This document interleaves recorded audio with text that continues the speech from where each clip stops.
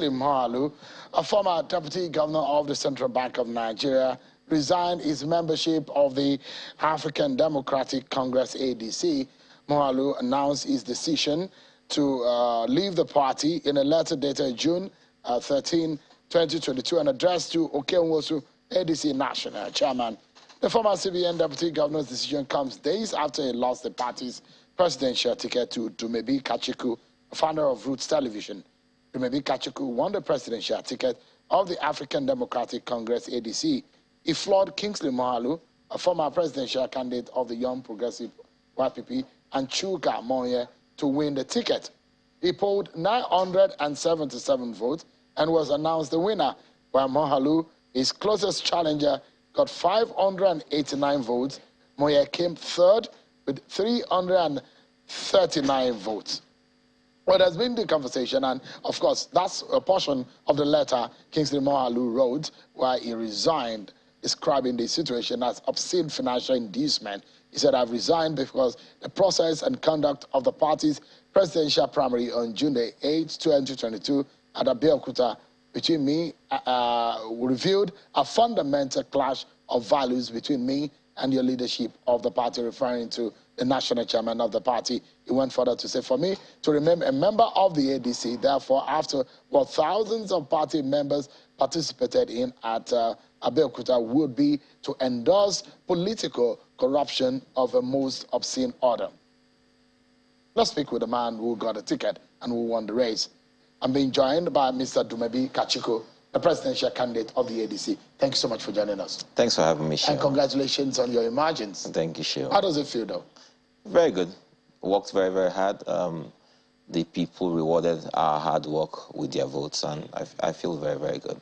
But it also comes with a huge sense of responsibility because I can now carry a mantle of responsibility to deliver to Nigerians, you know, a promise long foretold at a time like this. Nigeria is in a precarious position, and Nigeria needs serious people. And in this election season, we have to start looking at serious issues. I'll let you get to... All right, great. So, did you foresee that you were going to defeat a Kingsley Moghalu who was perhaps a more popular aspirant than yourself? More popular, it depends on how you look at it. Okay, Kingsley's run for office, but... and he's been a deputy governor of the Central Bank. He's been a deputy governor. He's been in the public space for, a while. He's been in public space for a while, but I've been an activist for forever. I've been doing what I'm doing now for a very, very long time, and those people in that space know me very well. So Kingsley's active in the Twitter space. I'm very active in the Facebook space. The Twitter space, I think, has about 200,000 followers. In the Facebook space, corporate account, I have about 700,000 followers. They know me, they watch me every week, they see my commentary. Popular is about vision, what you're looking at. Let me go further to ask. Yeah. In all of what happened, yeah. Did you pay the delegates some money? Absolutely not. You know, I'm extremely dismayed that Kingsley, someone who I believe to be honorable, will defame not only myself, you know, by inference, he defamed my party, he defamed the delegates and desecrated the process that brought me as a candidate. We worked very hard. As a politician, I understood that this was a delegate election. A delegate election, you bring yourself before the delegates. I was meeting the delegates on a zonal basis. Kingsley was not meeting delegates. Kingsley was having meetings with 3 people per state. I was meeting an average of 30, 40 people per state. So the delegates knew me. They came there knowing who I was. I was on a first-name basis with these people. He didn't know these people. And then he accused, he inferred that I paid the delegates. But if you see what's happening, as the leader of the party, I have to defend my party, and I've asked the party to forward a petition to the EFCC immediately, because the state chairmen who he actually paid for their votes are now forwarding details of that payment to the party to say how Kingsley paid them 1 million naira through an Echo Challenge account. They're all forwarding details because we won't take it up. We don't want a situation where someone loses an election and then the person tries to So this is a counter-allegation now. Oh yes, I mean, you know, he said that money played a role. and in, he was your margins. he was actually. Well, you are now saying that he paid money. He was the one who actually paid money from an account called Echo Challenge to several states. Do you have evidence to this? Absolutely, I can show you. I can show you on my phone. So we've asked the legal advisors to our party to forward the petition to the EFCC because the state chairmen are accusing him of actually trying to buy their votes. He sent 1 million naira each to some state chairmen. Some people he gave cash on the morning of the primaries. So for someone who did that, for him to come and defame my party, by inference defame me, is absolutely wrong. So you didn't pay a dime to anyone? I didn't pay a dime. I worked very hard.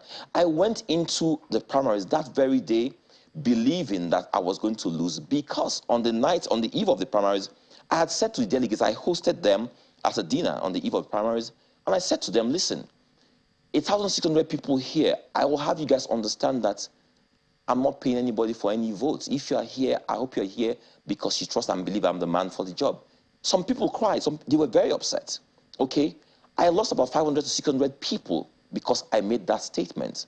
So when I went into that hall, I believed I was going to lose. When the first 2-3 states came and started voting, I asked for my laptop and said, type in my concession speech. I didn't know who was going to win, but all I was saying, thanking the party and saying, committing myself, supporting the party if I lost, because I thought I was going to lose.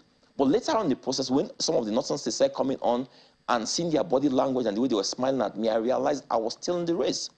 The goodness of man, if you trust it, is what prevailed. So the very same person who was paying delegates has made very, very serious allegations against myself and against my party. So hosting the delegates to a dinner, do you see it as any kind of inducement? Absolutely not. It was a dinner that I hosted all delegates irrespective of affiliation or who they were supporting. So whatever you give in politics, and I'm not talking about Nigeria alone, in politics generally, what is the extent of an inducement? Inducement is if you give someone money in exchange for their vote. We had delegates come from all over Nigeria, and these delegates are people, most of them are people at the lower rung of the ladder. Did you transport them or not?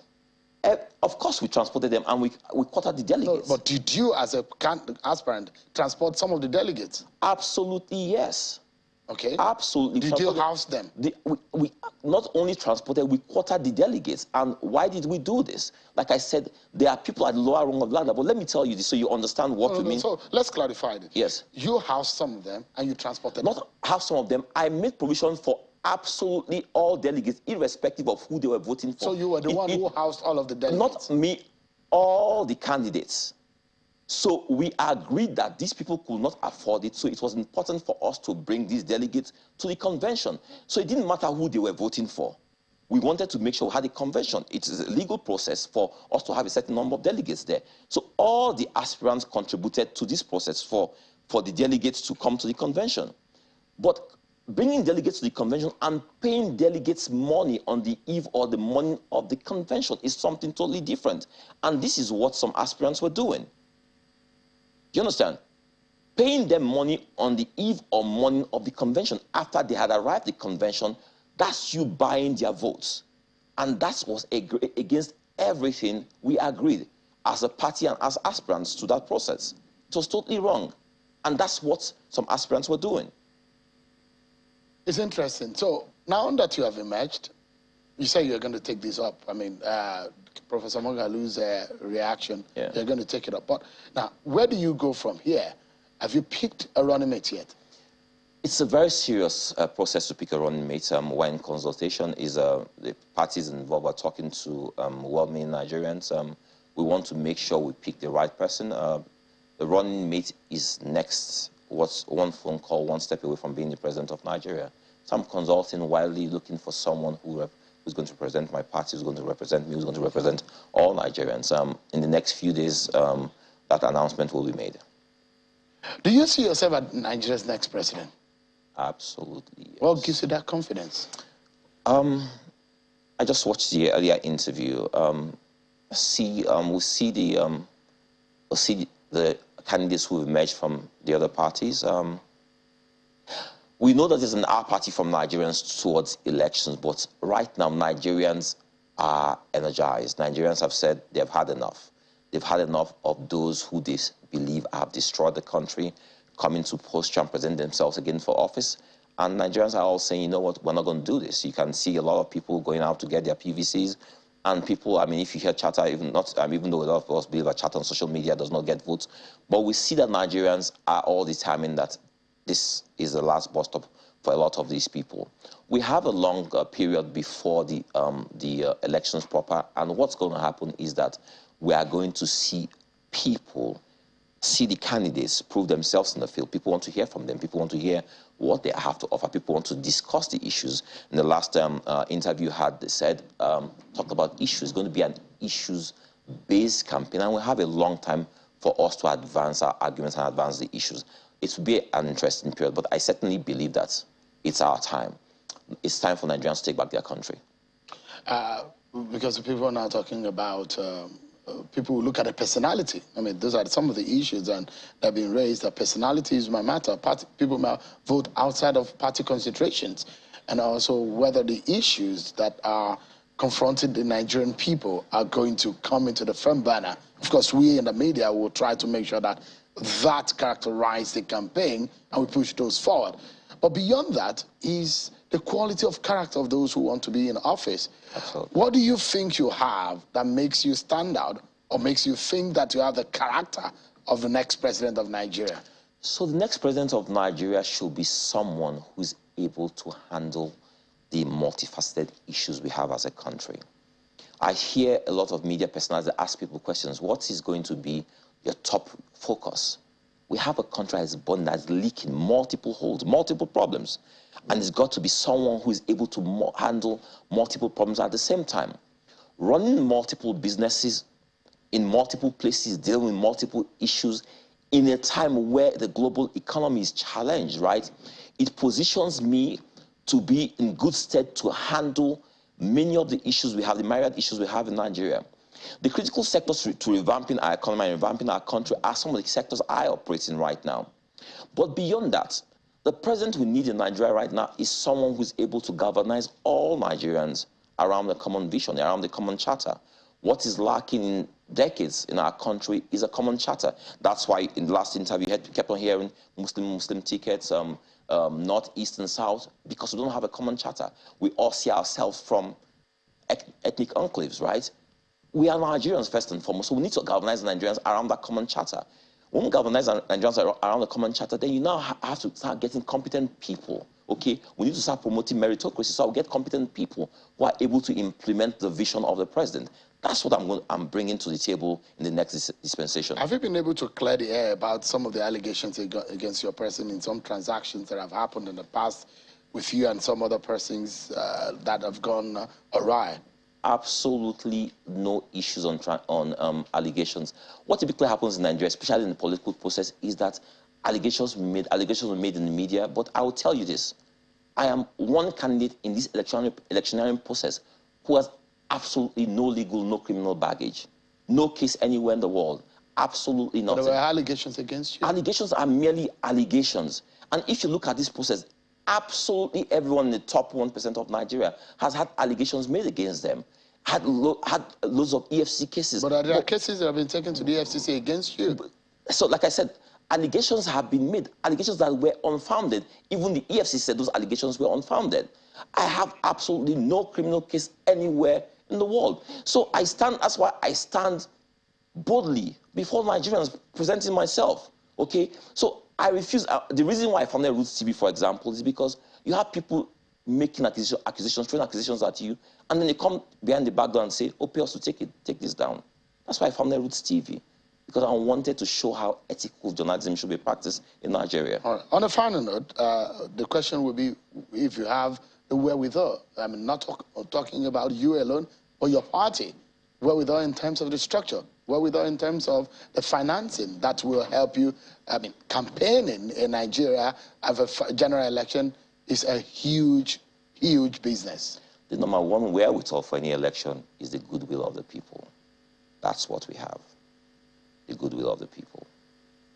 That's what's going to take us. And you think Peter Obi, and Atiku Abubakar, Kwankwanso, Bola Tinubu is not a threat to your ambition? I don't worry about them.